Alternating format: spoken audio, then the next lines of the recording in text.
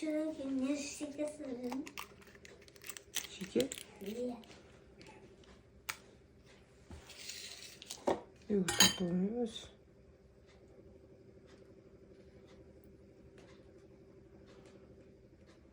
Bir yoğurttan istiyorsun da. Ha. Bir yoğurttan istiyorsun. İkinci salgınlar.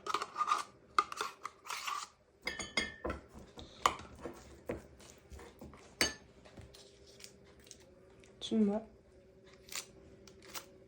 Böyle de normal yapalım.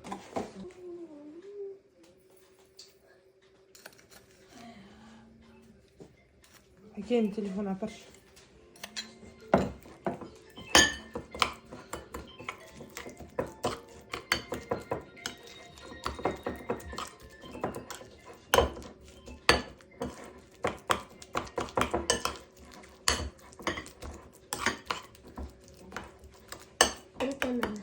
Tamam. Tamam.